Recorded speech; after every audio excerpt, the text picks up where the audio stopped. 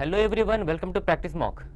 तो दोस्तों, आपकी तैयारी चल रही होगी, अच्छी तरह चल रही होगी, क्योंकि एग्जाम्स पर एग्जाम्स लाइंड अप हैं। कल ही आया IBPS PO प्रीलिम्स का एडमिट कार्ड आ चुका है। IBPS क्लर्क प्रीलिम्स का रिजल्ट आ चुका है। तो जिनका हो गया IBPS क्लर्क प्रीलिम्स में, all the best for the mains exam. ठीक है, जिनका नहीं हुआ उन घबराने की जरूरत नहीं है। IBPS PO का एग्जाम बचा हुआ है, SBI PO का नोटिफिकेशन आ चुका है। ठीक है, नाबार्ड का एग्जाम है। ठीक है, तो आप तैयारी जारी रखिए। ठीक है, तो आज के सेशन, रीजनिंग के सेशन में मैं आपके साथ डिस्कस करूंगा नाबार्ड का लाइव टेस्ट जो प्रैक्टिस मॉक वेबसाइट पे लाइव है। ठीक है, तो वो आप उम्मीद करता हूं आपने अटेम्प्ट किया होगा। तो उसे देखिए, नाबार्ड के का जो पैटर्न है, देयर इज 20 क्वेश्चंस होते हैं रीजनिंग का। ठीक है, और देयर कंपोजिट टाइम होता है 120 मिनट्स। ऐसा कुछ सेक्शनल टाइमिंग के इशू नहीं है। ठीक है, 20 मिनट्स आप कभी भी कर सकते हैं, एज यू विश। कोई भी सेक्शन पहले उठा सकते हैं और कोई भी क्वेश्चन पहले अटेम्प्ट कर सकते हैं। तो मैं सॉल्व करूंगा आपके सामने जो लाइव टेस्ट पड़ा हुआ है प्रैक्टिस मॉक वेबसाइट पे, उसको मैं पूरे के पूरे 20 क्वेश्चन आपके सामने सॉल्व करूंगा। ऑब्वियसली देखिए, 20 क्वेश्चंस होते हैं रीजनिंग के, तो उसमें से 10 to 11 क्वेश्चंस आपको पजल्स और सिटिंग अरेंजमेंट से मिलेंगे, विद द वेरिएशन ऑफ, अगर 2 पजल हुआ, एक पजल और एक सिटिंग अरेंजमेंट हुआ, तो 5 क्वेश्चंस ईच डिस्ट्रीब्यूटेड होंगे। या फिर ऐसा डिस्ट्रीब्यूशन होता है 4 + 3 + 3। ठीक है, 3 पजल्स होंगे, 4 + 3 + 3, या 4 4 3 मार्क्स का 10 to 11 questions. And remaining 9 to 10 questions रहेंगे मिसलेनियस के। ठीक है, 1-2 रहते हैं CR क्वेश्चंस। ठीक है, तो हम लोग सॉल्व करेंगे नाबार्ड का लाइव टेस्ट। ठीक है, आइए देखिए, ये सारे क्वेश्चंस पड़े हुए यहाँ पे। देखिए, क्वेश्चन नंबर 1, 20 क्वेश्चंस हमारे सामने है। ठीक है, तो जैसे हम लोग रिमेनिंग एग्जाम्स में प्रीलिम्स में स्ट्रैटेजी रखते हैं, क्या स्ट्रैटेजी होता है कि मिसलेनियस क्वेश्चंस पहले करने हैं, फिर पजल्स और सिटिंग अरेंजमेंट्स बाद में, in order to save time.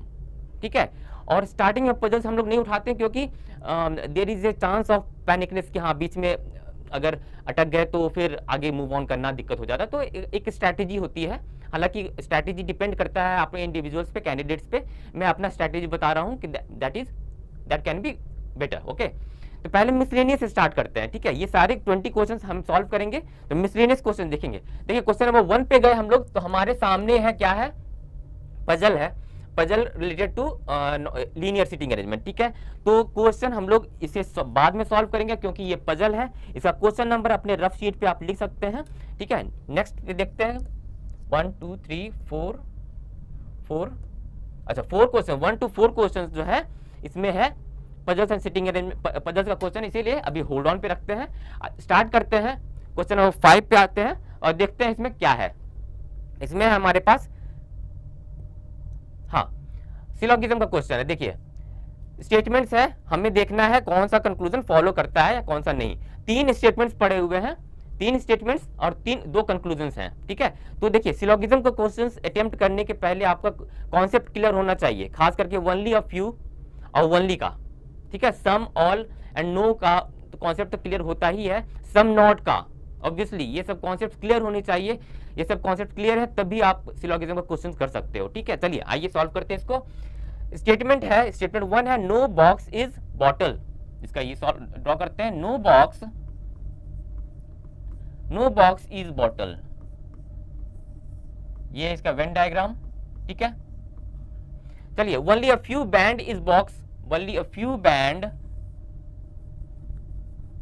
Only a few है, इसीलिए यहां पे मैंने डार्क कर दिया।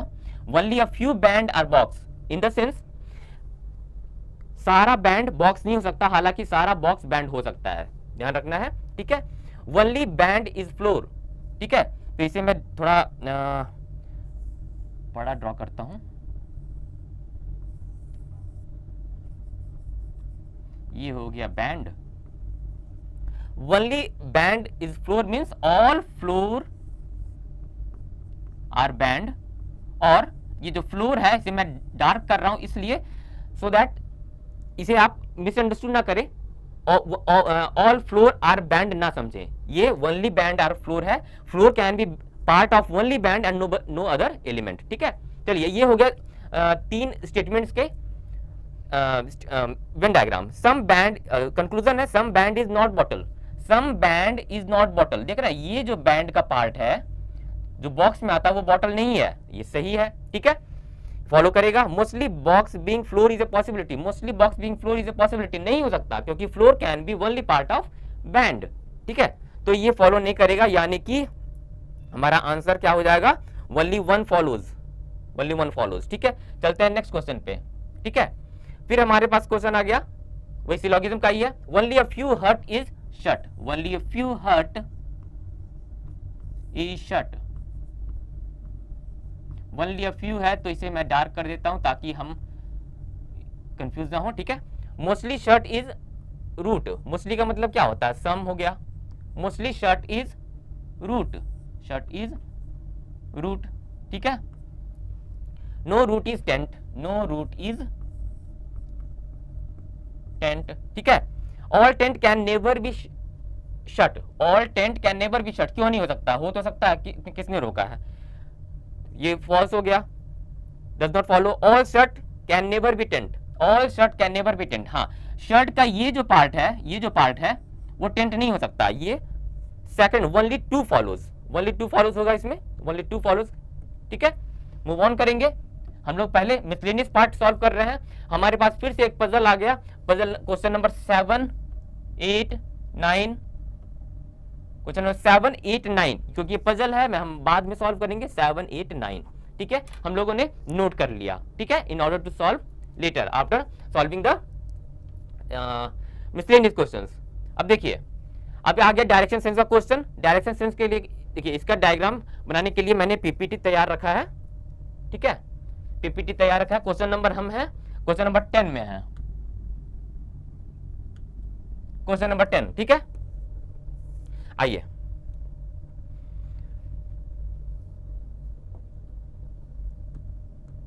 देखिए, क्वेश्चन नंबर 10 वही है, क्वेश्चन नंबर 10 मैंने पीपीटी बना रखा है ताकि यहाँ पे मैं सही से आपके लिए ड्रॉ कर सकूं। Rahul walks 7 meter towards the north from point P, north की ओर राहुल वॉक कर रहा है, पॉइंट पी से कितने दूर ट्रेवल कर रहा है, 5 मीटर, ठीक है, ये 5 kilometer sorry 5 kilometer towards north move किया राहुल, ठीक है, from point P, then takes a right turn and walks 5 kilometer, 5 kilometer, ठीक है, यहां से राइट लेफ्ट का आपको पहचान होनी चाहिए, ठीक है, ठीक है। आफ्टर दैट फिर क्या हो गया, he now takes a left turn and walks 5 kilometre, left किधर हो जाएगा, इधर हो जाएगा, 5 किलोमीटर, ठीक है। After that then takes another left turn and walks 10 kilometer, ये हो गया 5, ये हो गया 5, 10 किलोमीटर। अब ड्रॉ करते समय डिस्टेंस का भी ध्यान रखें कि अगर 10 किलोमीटर है तो 5 किलोमीटर से डबल होगा, तो देखने में भी लगना चाहिए, ठीक है। Now he takes right turn and walks for another 5 kilometer to reach point Z, 5 kilometer. चलिए, ये राहुल का जो सारा मूवमेंट हो गया, ठीक है।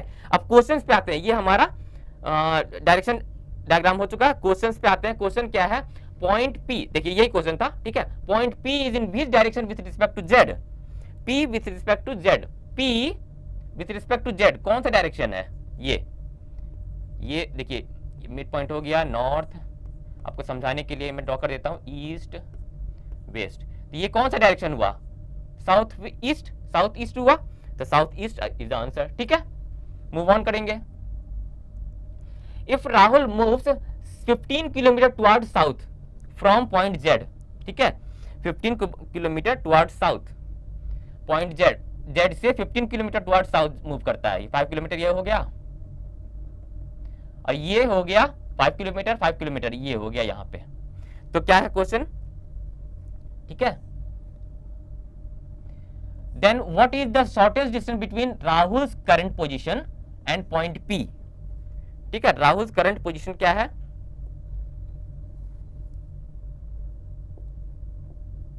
राहुल्स करंट पोजीशन ये है after traveling south for 15 kilometer, then यहां से यहां तक का डिस्टेंस क्या है, देख लीजिए, ये डिस्टेंस 10 किलोमीटर था, ये 5 किलोमीटर है, तो ये डिस्टेंस क्या हो जाएगा 5 किलोमीटर, वही तो क्वेश्चन है, वही क्वेश्चन है, एक्सक्यूज मी, हाँ 5 किलोमीटर इज द आंसर। ठीक है, मूव ऑन करेंगे नेक्स्ट क्वेश्चन पे। चलिए, ये 2 क्वेश्चन थे हमारे डायरेक्शन सेंस के। ठीक है, अब देखिए एक और मिसलेनियस क्वेश्चन आ गया ब्लड रिलेशन का। ब्लड रिलेशन क्वेश्चन है, क्वेश्चन नंबर 12। इसके लिए भी मैंने पीपीटी बना रखा है। नेक्स्ट पे चलते हैं, क्वेश्चन नंबर 12। वही ब्लड रिलेशन क्वेश्चन मैंने पीपीटी बना रखा है इस पे आपको सही से समझाने के लिए। ठीक है, आइए सॉल्व करते हैं। देयर आर, क्या है, there are 8 family members A B C D E F G H having 3 generations. ठीक है, 8 लोग हैं फैमिली में और फैमिली 3 जनरेशन की है। ठीक है, okay. Also there are 2 married couples, सिर्फ 2 मैरिड कपल्स है। ध्यान रहे ये सब चीजें जो इंस्ट्रक्शंस होती है वो सब ध्यान रहे, हम लोग बहुत ध्यान से पढ़ते हैं, उसके बाद ही जो क्लूज होता है उसको सही से पढ़ेंगे हम लोग। डायरेक्शन समझ में नहीं आएगा तो हम लोग क्लूज पढ़ने से हम लोग कंफ्यूज हो जाएंगे। ठीक है, डायरेक्शन हमें समझ में आनी चाहिए। देयर आर 2 मैरिड कपल्स, ठीक है, and 2 grand children in the family. 3 generation की फैमिली है, 2 मैरिड कपल्स हैं और 2 ग्रैंड चिल्ड्रन हैं। ठीक है, no single person is a parent in the family. ये इसका मतलब क्या हुआ? नो सिंगल पर्सन यानी कि पेरेंट, नो सिंगल पर्सन। अगर एक किसी का चाइल्ड है तो ये मदर हो गई, तो ये कपल्स होंगे ही होंगे। किसी का चाइल्ड हो गया, चाइल्ड चलिए कोई भी है, तो सिंगल पेरेंट ऐसा नहीं हो सकता कि हाँ फादर नहीं है फैमिली में, मदर है तो फादर भी हैं, फादर है तो मदर भी हैं। सिंगल पेरेंट नहीं हो सकते, किसी भी चाइल्ड के सिंगल पेरेंट नहीं हो सकते। ठीक है, अब before going into the clues, एक बात मैं आपको यहां पर हाईलाइट करूंगा, क्या समझने वाली बात है यहां पे कि देखिए 3 जनरेशन है और 2 ही मैरिड कपल है, तो आपको कहीं ना कहीं ऐसा परसीव करना पड़ेगा। ये एक कपल हो गया, ठीक है, 3 जनरेशन है। चलिए सेकंड जनरेशन कुछ ऐसा होगा, ठीक है, या ऐसा कुछ होगा, प्लस माइनस माइनस प्लस। ठीक है, क्योंकि ये जनरेशन आ गया तो इसके पेरेंट्स तो दोनों होंगे, और तीन जनरेशन है तो इसके नीचे भी कोई जनरेशन है। ये 3 जनरेशन का हो गया और 2 ही मैरिड कपल्स है, तो ऐसा ही कुछ डायग्राम होगा। हम थोड़ा विजुअलाइज करना चाह रहे हैं इसमें क्या पैरामीटर्स हो सकते हैं। इन द सेंस हमें ये समझ में आ रहा है कि 3 जनरेशन हो गए और 2 मैरिड कपल्स हैं, तो सेम जनरेशन में 2 मैरिड कपल्स नहीं हो सकते। इन द सेंस कि इसी में 2 मैरिड कपल्स ऐसा कुछ नहीं हो सकता। ठीक है, ये नहीं हो सकता, ये ऐसा नहीं हो सकता, कुछ ऐसा ही होगा। यानी कि एक मैरिड कपल फर्स्ट जनरेशन में, दूसरा मैरिड कपल सेकंड जनरेशन में होगा ही होगा। ठीक है, चलिए ये ध्यान रहे। अब हम लोग इसे सॉल्व करेंगे। क्या है? G is the uncle of F, who is daughter of C. F is daughter of C, ठीक है। अब G is uncle of F, अब सी है तो ये तो इनके मैरिड कोई भी होंगे, इनका ये नहीं दिया हुआ है, ये मैरिड है, कपल का साइन है, ठीक है, इनका ये स्पाउस हो गया, ठीक है। जी इज द अंकल, हो सकता है अंकल मैटरनल अंकल होंगे या पैटर्नल अंकल होंगे, तो इसका मैं एक और डायग्राम बना लेता हूं आपको समझाने के लिए कैसे मूव ऑन करना है। ठीक है, ये देखिए, ये सब क्वेश्चन सॉल्व तो हो ही जाएंगे, लेकिन एक बेस्ट सॉल्यूशन होती है, ठीक है, दैट यू शुड नो। ठीक है, तो वो समझाने के लिए देखिए, हो सकता है जी, हो सकता है इनके भाई हो सी के, या हो सकता है जी यहां पे हो, ऐसे हो, ठीक है। तो ये अंकल हो है, तो ये दो केसेस बन सकते हैं इस क्लू से, ठीक है, okay. F is the daughter of C हो गया। H has 1 daughter and 1 son only, ठीक है, एच क्या नहीं पता है, होल्ड ऑन करते हैं। B is the granddaughter of A, ठीक है, एंड सिस्टर ऑफ डी, ठीक है, okay. A is the sister in law of G. अब देखिए गौर कीजिएगा, A is the sister in law of G, यहां पे आपको दिख रहा है A is the sister in law of G हो सकता है, और ए जो है D is the granddaughter of A, मतलब D B is the granddaughter of A, ये थर्ड जनरेशन हो गया, यहाँ पर सेकंड जनरेशन हो गया, यहाँ पे ए का, ए फर्स्ट जनरेशन में है, ये ऐसा कुछ होगा, ऐसा कुछ होगा। इस क्लू से मैं बनाया हूं, B is the granddaughter of A and sister of D, ऐसा कुछ होगा, ठीक है। तो ए जो है, अब ए के बारे में क्या लिखा हुआ है, A is the sister in law of G, तो यहां पर तो ए फिक्स नहीं हो पाएगा, तो ये केस कट जाता है, और A is the sister in law of G, A का जेंडर फीमेल, ये हो जाएंगे मेल, ठीक है। दैट मीन्स ऐसा कुछ होगा, ठीक है। अब क्या लिखा हुआ है, अब देखिए B is the granddaughter of A, हो सकता, अब देखिए एफ का, आगे बढ़ते हैं, ठीक है। H is not a male member, ठीक है, एच के बारे में हमें नहीं पता, तो अभी होल्ड ऑन करते हैं। F has only one brother, F has only one brother, ये तो समझ में आ गया, इसे मैं सही से ड्रॉ कर लेता हूं, सी है प्लस और इसकी वाइफ हो गई ए, ठीक है। एफ हैज वन ब्रदर, कौन है हमें नहीं, अभी नहीं पता, F has only one brother, ठीक है। और यहां पर देखिए, ध्यान से देखिएगा, B is the granddaughter of A, तो हो सकता है यहां पर भी एक केस हमें दिख रहा है। अब मैटरनल है या पैटर्नल, वो हम समझते हैं, यहां पर भी एक केस क्या बन रहा है, आपको समझा देता हूं मैं, ये तो है। अब देखिए बी द ग्रैंड डॉटर, हो सकता है बी की मदर एफ हो सकता है बी का फादर एफ इनकी बुआ हो, ठीक है, इसमें मदर हो, कुछ भी हो सकता है, ठीक है। इसमें भी ग्रैंड डॉटर हो गई एक ही, इसमें भी ग्रैंड डॉटर होगी एक ही, तो हमें नहीं पता है अभी क्या है आगे, ठीक है। आगे मूव ऑन करते हैं। अब क्योंकि इसकी मदर हो गई तो इसके फादर भी अलाइव हैं, ये इसके फादर हो गए तो इसकी मदर भी होंगी, ठीक है। बी के बारे में क्या लिखा हुआ है, B is the sister of D, B is the sister of D, B is the sister of D. कितने लोग हो गए, 3 3 6 2 8, 3 3 6 2 8, ठीक है। आगे मूव ऑन करते हैं। H is not a male member, H इसमें प्लेस हो रहा है क्या, 8 मेंबर तो आ गए, एच इसे प्लेस कर सकते हैं, H is not a male member, H can not be place, so this case gets rejected, ये केस में एच प्लेस नहीं कर सकते। एच क्या होगा, H is not a male member, तो एच यहां पे हो जाएगा। कौन लोग बचे रह गए, ई बचा रह गया, ई हो जाएंगे यहां पे, ठीक है। और क्या लिखा हुआ था, एच के बारे में कुछ लिखा हुआ था जो हम लोग इग्नोर कर रहे थे अभी तक। H has one daughter and one son, H has one daughter and one son, ठीक है। सारा क्लू हम लोगों ने देख लिया, ये केस रिजेक्ट हो गया, ये this is the final case, ये ई, ठीक है।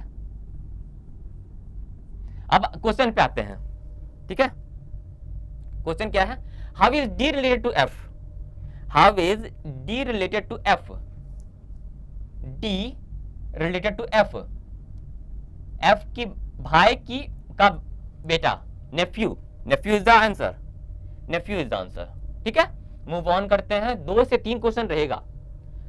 How is H related to the father of E, how is H related to the father of E, H related to the father of E, E के father कौन होगा, C, तो how is H related to C, तो C के बेटे की wife यानी कि डॉटर इन लॉ, ठीक है, डॉटर इन लॉ, ठीक है। ब्लड रिलेशन का 2 क्वेश्चन, ठीक है। मूव ऑन कर रहे हैं, नेक्स्ट क्वेश्चन पे है, क्वेश्चन नंबर हम लोग 14 पे हैं, इसे सॉल्व करते हैं। देखिए कैसे सॉल्व करते हैं, देखिए ये इनइक्वालिटी का क्वेश्चन है, हमें मूव करना, ये एक स्टेटमेंट, सॉरी ये एक स्टेटमेंट, 2 स्टेटमेंट, 3 स्टेटमेंट दिया हुआ है, ठीक है। कंक्लूजन क्या है, जेड से बी तक मूव करेंगे, कैसे मूव करेंगे, जेड से बी तक। ध्यान दीजिएगा इनइक्वालिटीज में 2 ग्रुप्स होते हैं, लेस देन इक्वल टू और इक्वल टू, ये एक ग्रुप में माना जाता है, एक दूसरा ग्रुप होता है greater than equal to and equal to. Same group के साइंस मिल गए तो कुछ ना कुछ डिसीजन होगा, और डिफरेंट ग्रुप के साइन मिल गए तो फॉल्स हो जाता है, ठीक है। जेड से बी तक जाएंगे, अब जेड से बी तक कैसे जाएंगे, जेड से बी तक जाना है हमें। देखिए जेड से एच जाएंगे, एच से बी जाएंगे, ठीक है। तो कौन कौन से साइन मिल रहा है जेड से बी जाने में? तो इधर जा रहे हैं तो इक्वल टू मिला, इधर से इधर जा रहे हैं तो ग्रेटर देन इक्वल टू मिला, ये वाला, ठीक है, क्योंकि राइट टू लेफ्ट जा रहे हैं इसीलिए इसका डायरेक्शन उल्टा ले लिया मैंने। फिर ग्रेटर देन इक्वल टू मिला, फिर एच पे आ गए, एच से इक्वल टू मिला। ये 4 साइन मिला हमें जेड से बी तक जाने में। प्रायोरिटी कौन सा देंगे? पहले देखेंगे कौन सा ग्रुप में है, इस ग्रुप में है। अगर ये तीनों साइन मिलता है तो प्रायोरिटी हम ग्रेटर को देते हैं, उससे कम प्रायोरिटी इसको देते हैं, फिर इसको देते हैं। तो इसमें ग्रेटर देन है ही नहीं, ग्रेटर देन इक्वल टू है, प्रायोरिटी देंगे ग्रेटर देन इक्वल टू। अब देखेंगे जेड और बी के बीच में ग्रेटर देन इक्वल टू है, हाँ है, तो यानी कि दिस कंक्लूजन इज ट्रू, ठीक है, कंक्लूजन ट्रू हो गया। जेड लेस देन एफ, अब ये तो हो गया। जेड लेस देन एफ देखते हैं। जेड से एफ तक जाने में क्या कैसे जाएंगे हम लोग? जेड से एफ तक ऐसे एच तक चले गए, एच से बी, अब बी से एफ, ठीक है। तो देखिए जेड से एफ तक जाने में कौन कौन से साइन मिल रहा है? Equal to, greater than equal to, greater than equal to, H तक पहुंच गए हम लोग, फिर इक्वल टू, बी आ गया। फिर बी से एफ तक जाना है, greater than equal to, greater than equal to F. देखिए ये फॉल्स होगा क्योंकि लेस देन दिया हुआ है, यहाँ पर लेस देन का नामो निशान नहीं दिखा। ये पहले समझ में आ गया, मैंने आपको समझाने के लिए सिर्फ किया है। देखिए ये भी सेम ग्रुप का है, इसमें प्रायोरिटी देंगे greater than equal to, greater than equal to होना चाहिए, ग्रेटर देन इक्वल टू है नहीं, ठीक है। जेड से एफ तक जाना था ना, जेड से एफ तक, तो ग्रेटर देन इक्वल टू होना चाहिए लेकिन नहीं है, तो ये फॉल्स हो जाएगा, यानी कि कंक्लूजन 1 इज ट्रू, ठीक है। नेक्स्ट पे चलते हैं, नेक्स्ट पे चलते हैं।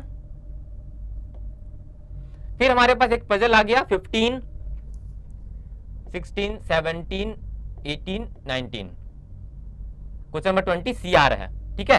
तो यानी कि हमारे पास 5 क्वेश्चन मिल गया, 15 to 19, 15 to 19 हमारा तीसरा पजल मिल गया। अब हम लोग सॉल्व, हमारा मिसलेनियस पार्ट हो चुका है, ठीक है। अब हम लोग सॉल्व करेंगे पजल्स, ठीक है। आइए पजल के लिए मैंने क्वेश्चन नंबर 1 to, हमारा फर्स्ट पजल था क्वेश्चन नंबर 1 to 4, तो उसके लिए मैंने पीपीटी बना रखा है, मैं यहाँ पे आपके लिए सॉल्व करूंगा 1 to 4, इसे सॉल्व करते हैं, ठीक है। देखिए पजल सॉल्व हो जाएगा, बीच बीच में मैं आपको स्ट्रेटेजीज बताऊंगा इन the sense that can help you, ठीक है। पजल सॉल्व करने के लिए चाहे प्रीलिम्स का हो या मेंस का हो, आपको किन किन बातों का ध्यान रखना है, ठीक है, in order to solve the puzzle in minimum time, ठीक है। देखिए आइए पढ़ते पहले इंस्ट्रक्शंस।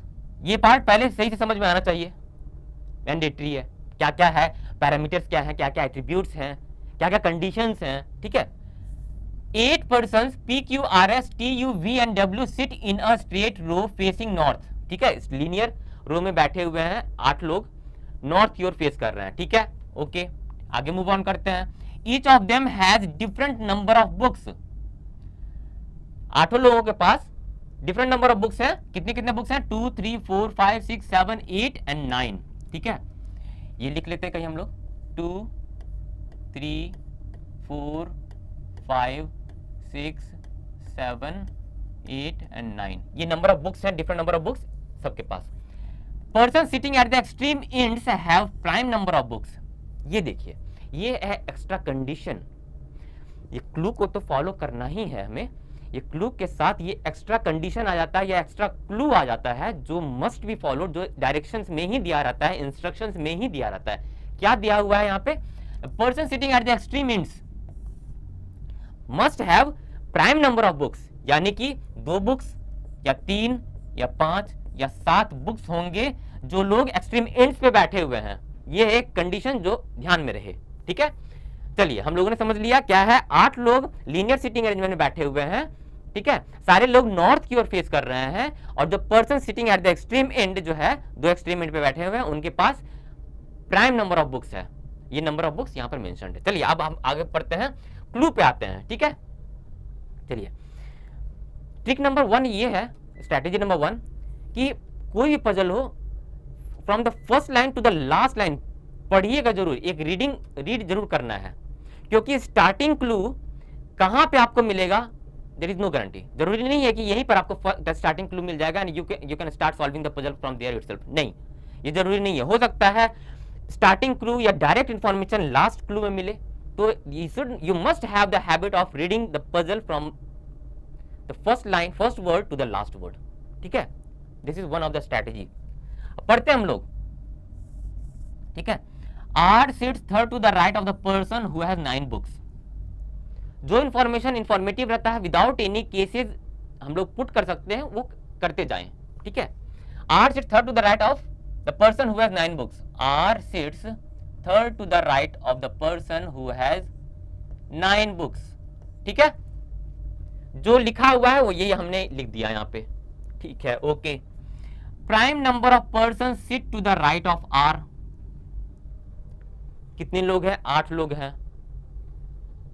तो आर के दाएं में कितने लोग बैठ सकते हैं? 5 लोग बैठ सकते हैं क्या? मैं रैंडमली बोल रहा हूं, नहीं बैठ सकते। 5 4 9 लोग हो जाएंगे। 5 लोग नहीं बैठ सकते। 5 से कम प्राइम नंबर क्या क्या हुआ? 2 हुआ या 3 हुआ। यानी कि 8 के राइट में 2 लोग बैठ सकते हैं, या फिर आर के राइट में 3 लोग बैठ सकते हैं। प्राइम नंबर तो हो गया ना। ठीक है, तो 1 2 3 4 5 6 7 8, ये 8 लोग हो जाएंगे। इसमें 4 4 8, ये 2 केस हमें दिखा। 2 केस आप ड्रॉ करने के लिए तैयार रहिए। 2 केस से ज्यादा कुछ ड्रॉ करना पड़ जाता है तो होल्ड ऑन कर लीजिए। नहीं, हमें बार बार ड्रॉ नहीं करनी, ज्यादा केसेस नहीं बनानी। प्रीलिम्स है भाई। अगर आपको 3 से 4 5 केस बनाने पड़ रहे हैं अगर फालतू का extra case, that means you are not going with the right solution. ठीक है, चलिए इतना हमें दिखा यहां तक। ठीक है, आगे बढ़ते हैं। 1 person sit between R and T.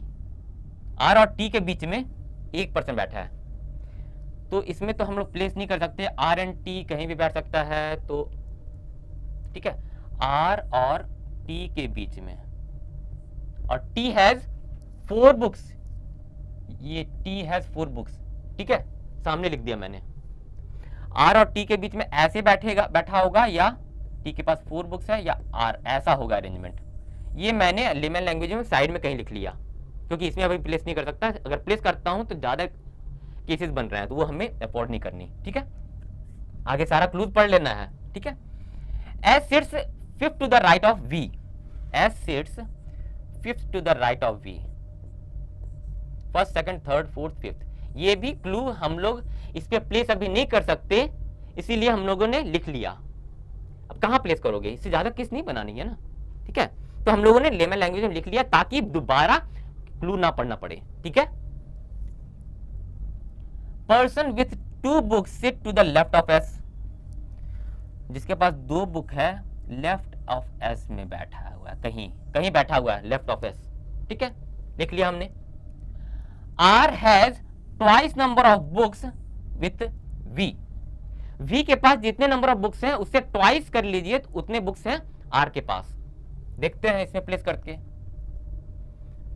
2 होता, टी के पास 4 है भाई, तो अब इसको गौर करोगे तो आर के पास हो जाएगा 6 बुक और वी के पास हो जाएगा 3 बुक। वी, ठीक है, वी के पास हो जाएगा 3 बुक। चलिए कम से कम हम लोग एक बार रीड करते करते कम से कम इतना तो इंफॉर्मेशन मिल रहा है कि किसके पास कितना बुक है। ठीक है, चलिए आर के पास हो गया 6 और वी के पास हो गया 3। आर के पास हो गया 6, आर के पास हो गया 6 बुक्स। ठीक है, उसके जस्ट नीचे लिख दिया मैंने। ठीक है, S has prime number of books. S has prime number of books. ठीक है, प्राइम नंबर ऑफ बुक्स क्या क्या बचा? 2 5 7 बचा है, तो अभी होल्ड ऑन करते हैं। S has prime number of books. 2 persons have more books than you। देख रहे हैं कितना? 2 persons have more books than you। ये डायरेक्ट इंफॉर्मेशन है, हमें डायरेक्ट इस क्लू से पता चल रहा है कि यू के पास कितनी बुक्स हैं। यू के पास 7 बुक्स हैं। देख रहे हैं ये क्लू कितना इंफॉर्मेटिव है। अब बाद में बीच में लिखा हुआ है, इसीलिए पूरा पजल पढ़िए ही पढ़िए। ठीक है, यू हो गया। ठीक है, अब गौर कीजिएगा, होल्ड ऑन, गौर कीजिएगा दोस्तों। S has prime number of books है, और क्या लिखा हुआ है? जिसके पास 2 बुक है वो to the left of S है, तो एस के पास 2 बुक तो नहीं हो सकता है, एस के पास 5 ही बुक होगा। श्योर, ठीक है, क्योंकि जिसके पास 2 बुक है वो ही sitting to the left of S, that means S can not have 2 books, और एस के पास प्राइम नंबर ऑफ बुक्स है तो 5 ही बचा, ठीक है, ये भी ध्यान में रखना है, ठीक है। P has more books then Q, अब देखिए P has more books then Q, who has more books then W, ये भी हम लोगों ने लिख लिया। बस देखिए ध्यान दीजिएगा, P के पास ज्यादा बुक है Q से, Q के पास ज्यादा बुक है W से। अब 3 जगह बचा हुआ, P के पास 9 बुक्स हो जाएगा, Q के पास 8 हो जाएगा और W के पास 2 हो जाएगा। देखिए एक बार रीड करने में हम लोगों ने कुछ नहीं किया, जो दिया हुआ है वही हम लोगों ने प्लेस किया है। रीड करने में हमारा ये नंबर ऑफ बुक्स आ गया, ठीक है, हम लोगों ने यहां तक कर लिया। W sits to the right of Q, ठीक है, ये तो हो गया ना, तो इसको मैं रब कर देता हूं। W sits to the right of Q, W sits to the right of Q, और V sits to the left of V, U sits to the left of V। इतना मैंने जो अभी लेमन लैंग्वेज में लिख लिया है, दोबारा मुझे इसे पढ़ने की जरूरत नहीं है, ये फायदा होगा आपको, क्योंकि हर क्लू का शॉर्टकट आपने लिख रखा है, ठीक है। चलिए इसे पढ़ने की जरूरत नहीं है हमें। अब हमारा पास लेमन लैंग्वेज में लिखा हुआ है, नंबर ऑफ बुक्स हमारे पास आ चुका है, ठीक है। अब प्लेस करेंगे, 9 किसके पास कितने हैं, P हो गया यहां पे, ठीक है। अब ध्यान देना है, देखिए R और T के बीच में 1 है, तो देखिए यहां पे T यहां पर भी हो सकता है, T यहां पर भी हो सकता है। चलिए इसके लिए एक केस बनाते हैं, इसके लिए, इस वाले के लिए एक केस बनाते हैं, यहां पे एक छोटा सा केस आपको समझाने के लिए, बस डिवाइड कर दिया मैंने, डिवाइड कर देता हूं। इसके पास 9 है, इसके पास 1 ही है ना, यहां पे इधर 1 है, 1 2 8 6 हो गया, 1 2 3, ठीक है। इसका मैंने सब केस बनाया ये, ठीक है। T है, T4 यहां पे हो जाएगा, इसमें T4 यहां पे हो जाएगा। इसमें T यहां पे प्लेस नहीं कर सकते क्योंकि एक्सट्रीम इन पे है, must have prime number of books, T4 books यहां पे हो गया, ठीक है। हम लोगों ने क्या प्लेस कर लिया, हम लोगों ने ये प्लेस कर लिया, तो इसे रब कर दीजिए, ठीक है। चलिए अब देखते हैं, V S जो है 5 to the right of S जो है 5 to the right of V है, इसे प्लेस करते हैं। अब V के पास कितने बुक्स हैं, 3 है, तो V हम लोग यहां प्लेस करेंगे, first second third fourth fifth. V यहां पे करते हैं, फर्स्ट सेकंड थर्ड फोर्थ नहीं हो पाएगा, तो S यहां पे, V यहां पे, यही प्लेस हो सकता है। इसके मुताबिक गौर कीजिएगा, U sits to the left of V है, तो ये केस कट जाता है, यहां पे जगह नहीं है U प्लेस करने के लिए, तो ये केस कट जाता है दोस्तों, ठीक है। इसमें देखते हैं, V यहां पे होगा, first second third fourth fifth, S यहां पे होगा, U to the left of V, ठीक है, Q to the left of W, Q to the left of W, ठीक है। चलिए इसमें देखते हैं, first second third fourth fifth, S यहां पे, V यहां पे, U यहां पे हो जाएगा, फिर Q to the left of W, Q to the left of W, ठीक है। ये हो चुका, ये हो चुका, तो इसे रब कर दीजिए, ठीक है। ये भी हो चुका और ये भी हो चुका। चलिए अब हमने नंबर ऑफ बुक्स लिख दीजिए सबके अंदर, सबके नीचे। इसके U के पास 7 है, V के पास कितने थे, V के पास 3, V के पास 3, Q के पास 8, W के पास है 2 बुक्स, W के पास 2 बुक्स, S के पास 5 आया था ना, 5। 2 केस हमें दिख रहा है, और ध्यान दीजिएगा 2 to the left of S है, ठीक है।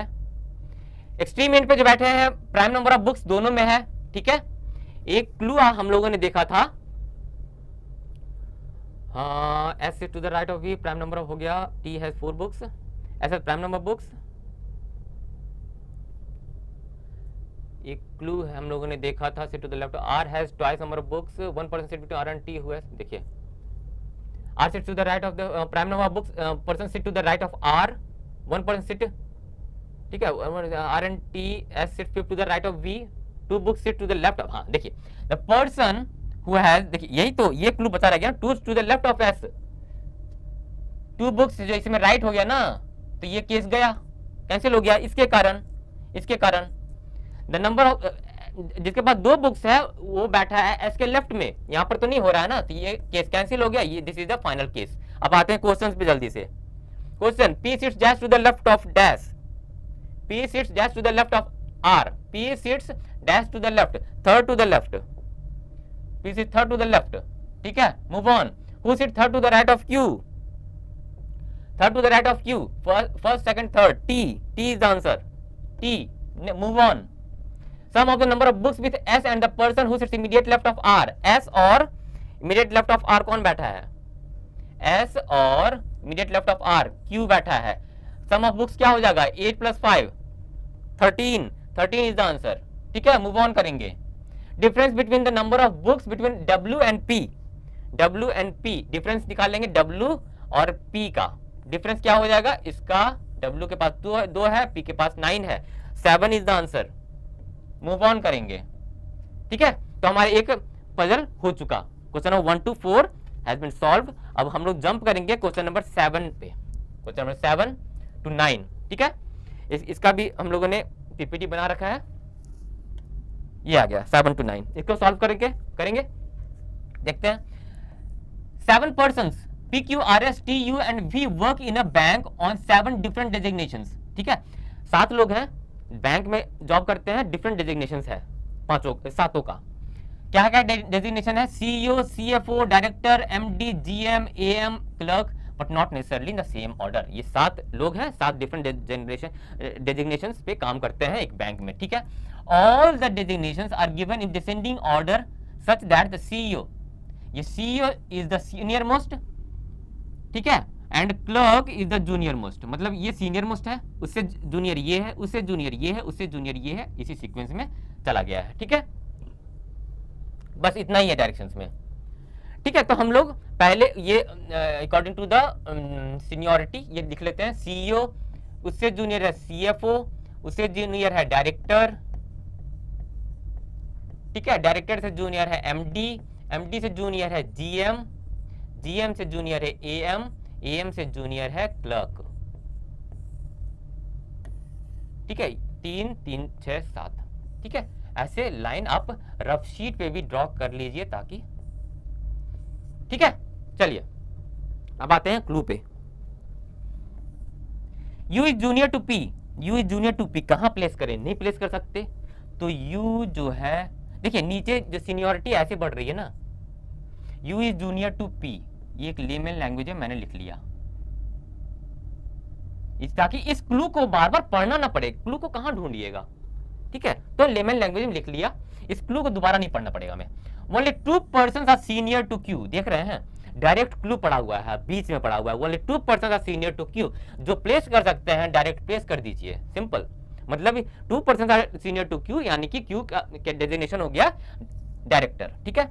Only 1 person is designated between Q and V, Q और V, दूसरा केस में Q और V, 2 केस कर सकते हैं, ठीक है। There are more than 2 persons are designated between V and R, और R is not a clerk, 2 persons से ज्यादा डेजिग्नेटेड है, there are more than 2 persons are designated between V and R, 1 2 यहाँ पे R नहीं हो सकता, R यहीं पे होगा इस केस में, ये केस 1 है, ये केस 2 है, ठीक है। V एंड R 2 से ज्यादा लोग हैं, 1 2, R यहां पे नहीं हो सकता, R यहां पे हो सकता है, या R यहां पे हो सकता है, R क्लर्क नहीं हो सकता, ठीक है। यहां होगा, मैं इसे सर्कल कर देता हूं क्योंकि अभी फाइनल प्लेस नहीं किया है, R यहां पे हो सकता है, यहां पे हो सकता है, ठीक है। आगे मूव ऑन करते हैं, R not clerk. At least 3 persons are designated between S and R, फिर ऐसी सीनियर टू R, ओहो ऐसी सीनियर टू R, तो R यहां पर सीनियर मोस्ट है, केस 1 तो यहीं पे कैंसिल हो गया, देख रहे इस केस को बनाने का कोई पता मतलब ही नहीं है, अगर हमें ये पता होता, ये पता कब होगा, वही मैं बोल रहा हूं, पूरे पजल को तो पढ़ो आप। ये केस हम लोगों ने बना दिया। अगर ये लाइन हमें पता होता, यानी कि ऊपर कहीं होता, तो ये केस हम बनाते ही नहीं। ठीक है, इस केस में कोई बनाते ही नहीं पहली बात, क्योंकि ऐसे सीनियर टू आर ये केस बनेगा ही नहीं। केस कट चुका है, केस 1 कट चुका है, ऐसे सीनियर टू आर। ठीक है, at least 3% designated between S and R, at least 3% designated between 1 2 3, 3% designated है, कम से कम 3। तो अगर यहां पे मानते हैं तो 1 2 3, तो आर यहां पे नहीं हो सकता, आर यहां पे नहीं होगा दोस्तों।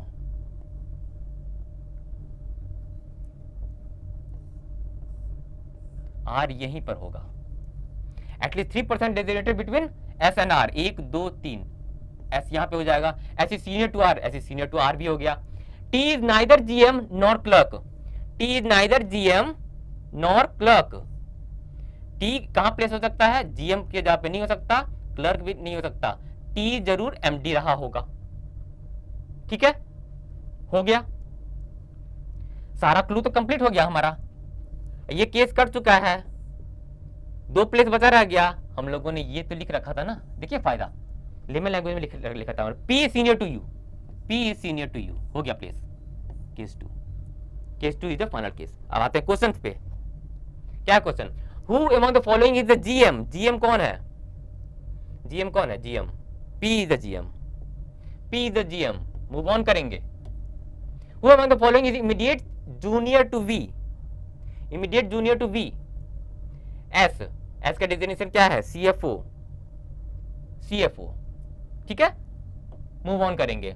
Complete the hierarchy from the senior to junior, V S. अच्छा, हायरार्की को कंप्लीट करना है। V S Q T P R U, Q T P R U, Q T, sorry हाँ, Q T P R U, यही है, वही यही sequence था। V S Q T P R U, देख लीजिए यहाँ पे, V S Q T P R you. ठीक है, नेक्स्ट क्वेश्चन। बस, तो ये था हमारा दूसरा पजल 7 to 9। ठीक है, अब थर्ड पजल में चलते हैं 15 to 19 वाले में। 15 क्वेश्चन नंबर 15 पे चलते हैं। चलिए, हमारे सामने एक और पजल है, इसको सॉल्व करते हैं। चलिए, इसके लिए भी मैंने 15 to 19, 15 to 19 एक और पजल हमारे सामने हाजिर है। इसको सॉल्व करेंगे, इंस्ट्रक्शंस क्या पढ़ेंगे। ठीक है, 7 persons namely A B C D E F and G were born in 4 different months। ठीक है, 7 लोग हैं, 4 महीने, 4 अलग अलग महीने में जन्म लेते हैं, जनवरी, जुलाई, अक्टूबर और दिसंबर में। ठीक है, जो इंफॉर्मेशन है उसे समझना है। ठीक है, और आगे अब बोलोगे सर 7 लोग हैं और 4 ही महीना दिया हुआ है, आगे पढ़ेंगे तब तो क्लियर होगा। ठीक है, such that not more than 2 persons were born in the same month, हो गया ना क्लियर। सेम एट्रीब्यूट का क्वेश्चन है। ठीक है, किसी भी महीने में 2 से अधिक लोग पैदा नहीं हुए, ये कंडीशन दिया हुआ है। 7 लोग हैं, 4 डिफरेंट महीने में पैदा लेते हैं। ठीक है, और कंडीशन दिया हुआ है कि 2 से ज्यादा लोग एक महीने में जन्म नहीं लेते, they are not born in the same month. ठीक है, also each one of them they are born on 7 different dates, 7 different dates दिया हुआ था, 1st, 2nd, 3rd, 4th, 5th, 7th and 8th, but not in the same order. Date भी दिया हुआ है, date भी दिया हुआ है, 4 डिफरेंट मंथ्स है, 2 से ज्यादा लोग सेम मंथ में पैदा नहीं हुए, 7 लोग हैं। चलिए, ये था इंस्ट्रक्शंस, इसे समझ लिया हम लोगों ने। आगे पढ़ते हैं, कंक्लूजन पे आते हैं। चलिए, 7 लोग हैं तो 7 लोग का हम आप नाम लिख सकते हैं। क्या है? A B C D E F और G। ठीक है,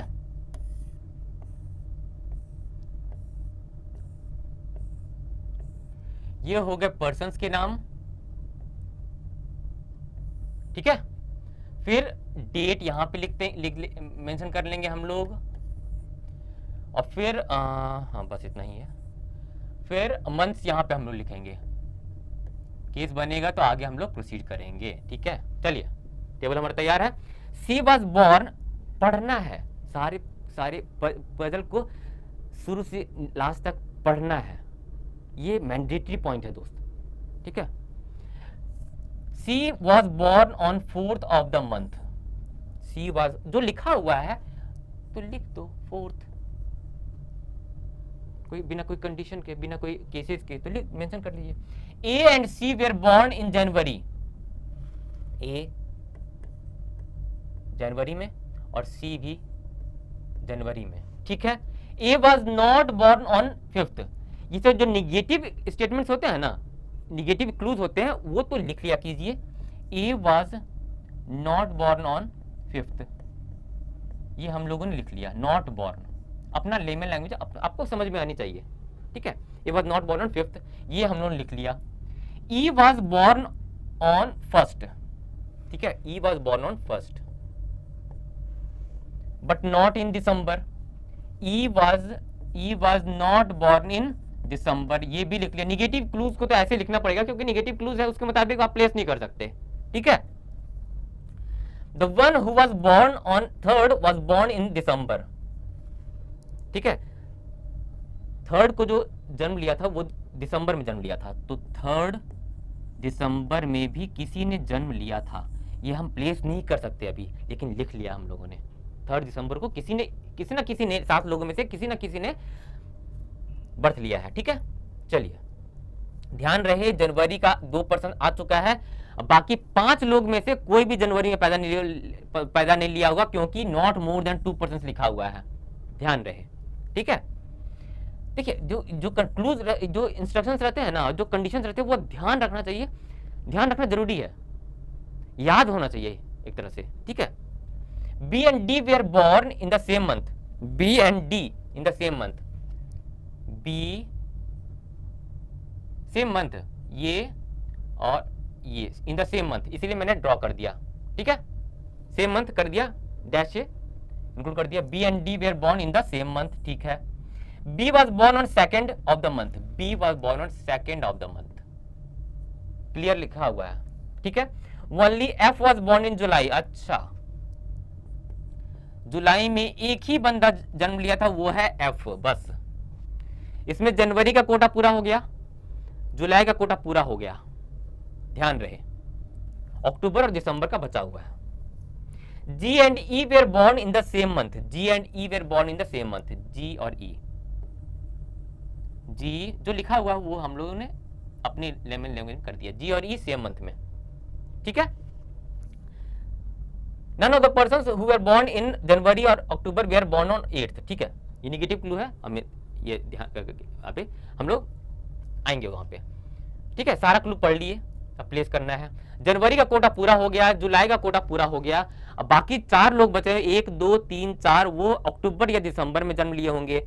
देखते हैं, ई वॉज नॉट, ई दिसंबर में जन्म नहीं लिया था, ई दिसंबर में नहीं लिया था, तो ऑब्वियसली बचा क्या है, अक्टूबर, तो ये हो जाएगा अक्टूबर। तो ई और जी सेम मंथ में जन्म लिए थे, ओ अक्टूबर, ये भी हो जाएगा, अक्टूबर का भी कोटा पूरा हो गया। अब जो बचा रह गया वो दिसंबर में होगा, दिसंबर में हो गया बी का जन्म, दिसंबर में हो गया डी का जन्म। चलिए इसे मैं रब कर दूंगा, क्यों, क्योंकि इससे हमें कोई मतलब नहीं। एक बंदा जो है 3rd दिसंबर को भी जन्म लिया था, 3rd दिसंबर को हो जाएगा डी का, ठीक है। दिसंबर, बी को 2nd दिसंबर हो चुका फिक्स, दिसंबर, बी और डी सेम मंथ में जन्म लिए थे, ठीक है। चलिए आगे मूव ऑन करते हैं, सारा मंथ प्लेस हो चुका, ठीक है। आगे क्या है, ए वॉज नॉट, अच्छा ये भी हो चुका ना, ये हो चुका, तो इसे भी रब कर दीजिए। ए was not born on 5th, A 5th को जन्म नहीं लिया था, ओके। लास्ट क्लू हमारा बचा हुआ है, none of the persons who were born in January and October were born on 8th। 8 को कौन, जनवरी वाला भी नहीं, अक्टूबर वाला भी नहीं, अक्टूबर वाला भी नहीं, तो 8th को कौन जन्म लिया होगा, एफ जन्म लिया होगा, जो जुलाई में जन्म लिया, देख ले कंडीशन, ठीक है, हो गया। ए जो है 5th को जन्म नहीं लिया, तो जी 5th को जन्म लिया होगा। बचा क्या रह गया, एक ही प्लेस बचा रह गया, कौन सा डेट बचा रह गया, 1st 2nd 3rd हो चुका, 3rd हो चुका, 4th हो चुका, 5th हो चुका, 8th हो चुका, 7th, ये हो गया फिक्स। ठीक है, अब इसके क्वेश्चंस पे चलते हैं। क्वेश्चंस क्या है? Who among the following was born on 7th date, 7th को, 7th, ए या जनवरी, ए, हाँ ए, मूव ऑन करेंगे। ठीक है, question number 16, B was born in which month? B was born in December. ठीक है, move on. Who among the following was born in the same month with A के साथ कौन जन्म लिया था? सी,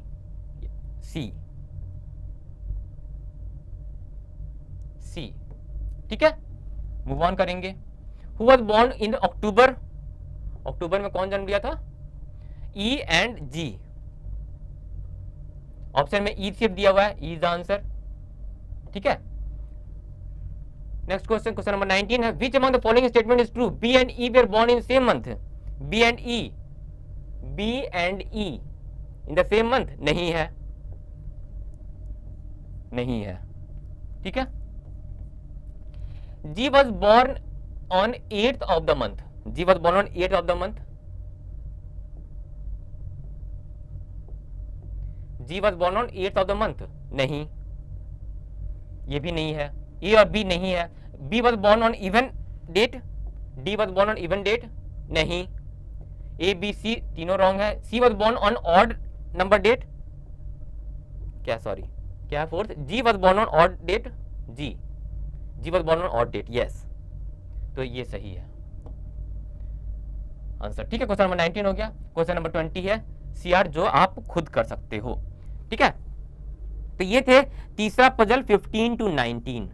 देख रहे दोस्तों, तो हम लोगों ने अभी तो that is over for completed, we have completed all the 20 questions for NABARD live test that is available on practice mock website। तो देखिए दोस्तों, हम लोगों ने पजल बनाने का तरीका, ठीक है, आप सबका अपना अपना होता है। मैंने स्ट्रैटेजीज फिर से रिपीट करूंगा, पजल्स और सिटिंग अरेंजमेंट में खास करके सारे पजल्स को एक बार ऊपर से नीचे तक जरूर पढ़िए, क्योंकि स्टार्टिंग क्लू, डायरेक्ट क्लू हमें चाहिए, लिंकिंग क्लूज चाहिए, ताकि नंबर ऑफ केसेस कम हो। वो हमें स्टार्टिंग क्लू या लिंकिंग क्लूज हमें कहीं भी मिल सकता, हो सकता है लास्ट पजल के लास्ट क्लू में be the starting point of your solving the puzzle. ठीक है, तो वो आप ध्यान में रखें कि पजल को शुरू से लास्ट तक जरूर पढ़ें। फिर लिंकिंग क्लूज ढूंढना है ताकि नंबर ऑफ केसेस कम हो। देखिए, एक पजल को सॉल्व करने बड़ी बात नहीं है, आप 10 केस बना के सॉल्व कर सकते हो। The thing is time consumption is the most important thing. Time consumption कम होना चाहिए, क्योंकि हमें टाइम बाउंडेशन ही होती है। ठीक है, तो you have to take care of that. ठीक है, सो दोस्तों, क्योंकि एग्जाम्स बहुत सारे लाइंड अप है। अभी नाबार्ड का एग्जाम है, आईबीपीएस क्लर्क मेंस का एग्जाम है, आईबीपीएस पीओ भी 23rd से स्टार्ट है, 23rd सितंबर से स्टार्ट है। एडमिट कार्ड आ चुका है, एसबीआई का नोटिफिकेशन आ चुका है। तो आप तैयारी जारी रखिए दोस्तों। नौकरी आपको एक चाहिए, लेकिन आप ठान लीजिए कि हमें 3 से 4 नौकरियां लेकर रखनी है। ठीक है, उसके लिए चाहिए क्या? जोरदार तैयारी। तो तैयारी करने के लिए आप प्रैक्टिस मॉक के सारे मॉक्स लगाते रहिए, सही से एनालिसिस कीजिए, कहां पर कौन सा विच टाइप ऑफ क्वेश्चन आपकी गलतियां हो जा रही है, किस टाइप ऑफ क्वेश्चन में ज्यादा टाइम कंजम्पशन हो रहा है, उसका प्रैक्टिस कीजिए। Then again go for the mocks, because ऐसा ही आपको मॉक्स ज्यादा आप अटेंड करेंगे तो आपको एग्जामिनेशन वाली फील ज्यादा होगी। वही तो एग्जामिनेशन में होता है। ठीक है, तो keep practising, keep analysing the mocks, keep attempting the practice mocks, the mocks available on practice mock. ठीक है, मॉक्स लगाते रहिए, एनालिसिस करते रहिए। ठीक है, that was all about NABARD live test solving only whole 20 questions. Thank you दोस्तों।